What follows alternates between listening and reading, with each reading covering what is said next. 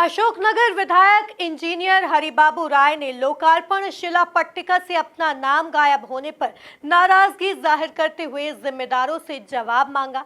साथ ही नेहरू महाविद्यालय के प्राचार्य से इस्तीफे की भी मांग की है।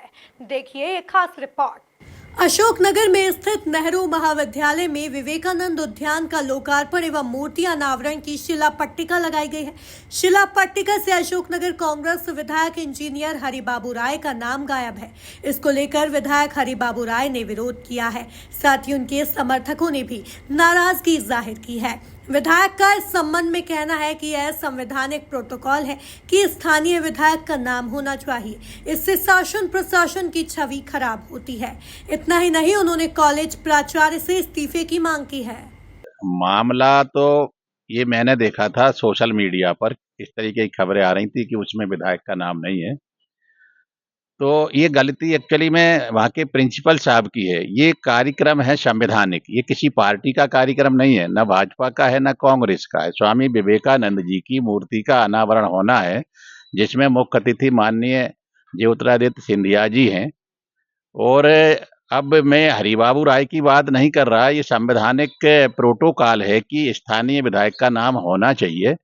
अब क्यों नहीं है ये तो आप प्रिंसिपल साहब से जाके पूछिए, एक बात। दूसरी बात यह है कि जिला पंचायत अध्यक्ष तो पूरे जिले का होता है। अक्सर मैं देख रहा हूं कि राव अजय प्रताप सिंह के भी नाम शिलालेखों में नहीं लिखे जा रहे हैं। तो ये ऐसा क्यों हो रहा है, ये तो भैया जिम्मेदार लोग बताएंगे। पर इसको लेकर के बहुत ज़्यादा सोशल मीडिया कल चला, आज मैं अखबारों में भी बहुत पढ़ा। इससे क्या होता है कि शासन और प्रशासन की छवि खराब होती है, नाम लिखना ना लिखना। अब क्या है, पुराने मुद्दे भी उखाड़े जाते हैं कि एक बार ट्रामा सेंटर में भी ऐसा ही कुछ हुआ था विवाद। आज तक वो ट्रामा सेंटर चालू नहीं हुआ, इतनी बड़ी बिल्डिंग बन करके तैयार हो गई, मरीज मारे मारे फिर रहे हैं। एक्सीडेंट हो जाने पर उन्हें बाहर भेजा जाता है और वो खत्म हो जाती है।